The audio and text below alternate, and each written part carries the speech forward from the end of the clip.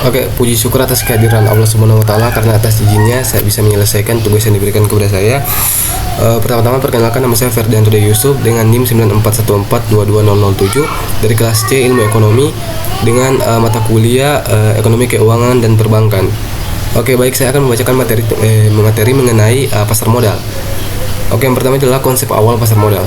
Jadi pasar modal adalah sistem keuangan yang terorganisasi, termasuk di dalamnya adalah bank-bank komersial dan semua lembaga perantara di bidang keuangan serta keseluruhan surat-surat berharga yang beredar. Jadi definisi pasar modal yang pertama adalah tempat bertemunya penawaran dan permintaan. Pasar modal merupakan tempat di mana berbagai pihak khususnya perusahaan menjual saham, stok, dan obligasi bond dengan tujuan dari hasil penjualan tersebut akan dipergunakan sebagai tambahan dana atau memperkuat modal perusahaan.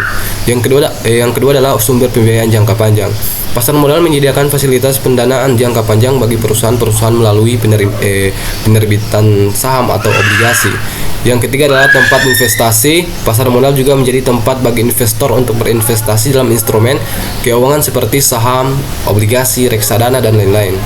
Yang kedua, slide berikut adalah fungsi dan tujuan pasar modal. Jadi fungsi pasar modal itu mempertemukan pihak yang memiliki kelebihan dana atau investor dengan pihak yang memerlukan dana perusahaan.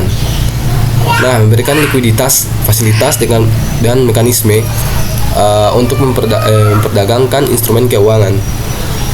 Memberikan kesempatan memperoleh imbal hasil bagi pemilik dana sesuai dengan karakteristik investasi tersebut.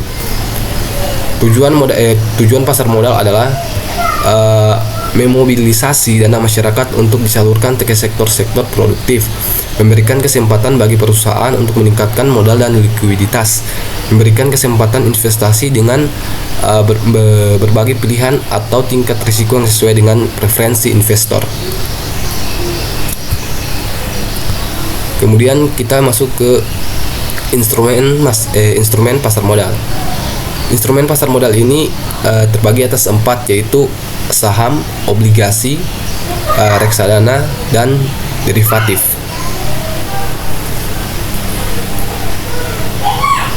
Saham adalah surat berharga yang mewakili kepemilikan investor dalam suatu perusahaan. Reksadana adalah produk investasi kolektif yang menghimpun dana dari investor untuk diinvestasikan dalam portofolio efek oleh manajer investasi. Obligasi adalah surat utang yang diterbitkan oleh pemerintah atau perusahaan sebagai bentuk pinjaman. Derivatif, instrumen keuangan yang nilai atau harganya terkait dengan aset lain seperti kontrak, futures, opsi, dan swap. Yang kemudian adalah peran pasar modal dalam perekonomian. Peran pasar modal dalam perekonomian. Yang pertama adalah mobilisasi dana. Pasar modal memfasilitasi aliran dana dari investor ke perusahaan, mendorong investasi dan pertumbuhan ekonomi.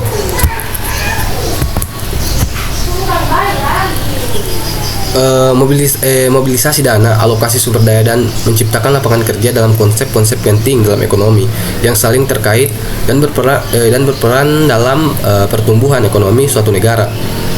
Jadi mobilisasi dana merujuk pada proses mengumpulkan dana dari berbagai sumber untuk digunakan dalam kegiatan investasi atau konsumsi.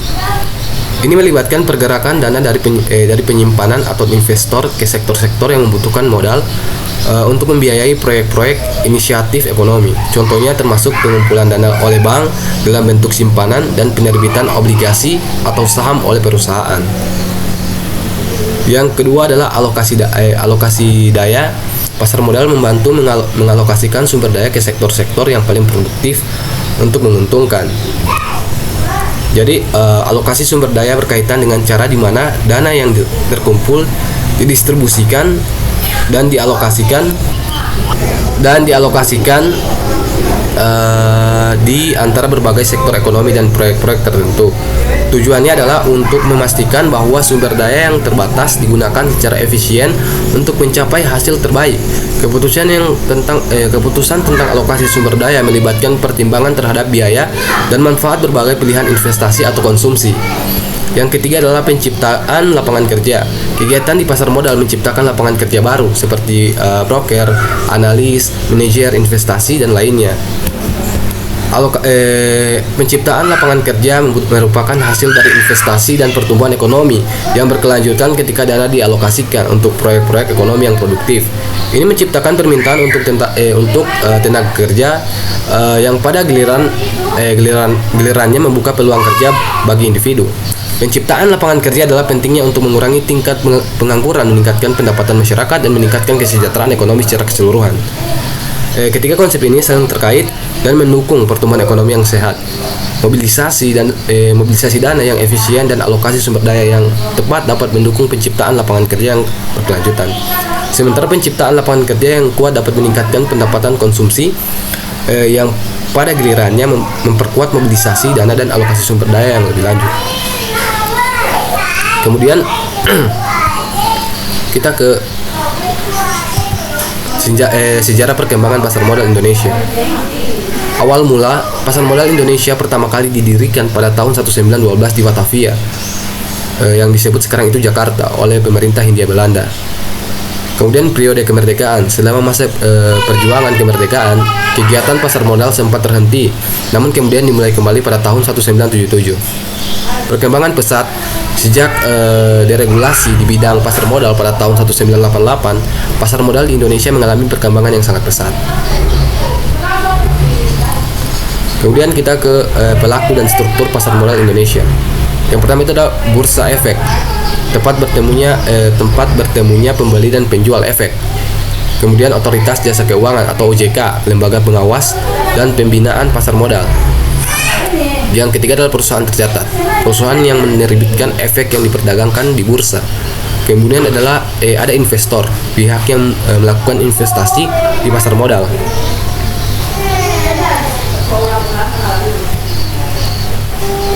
Yang berikut adalah produk dan jasa pasar modal Indonesia. Produk atau jasa, saham penjamin emisi underwriting, obligasi atau perdagangan efek, reksadana atau kustodian, derivatif atau manajer investasi. Berikut tantangan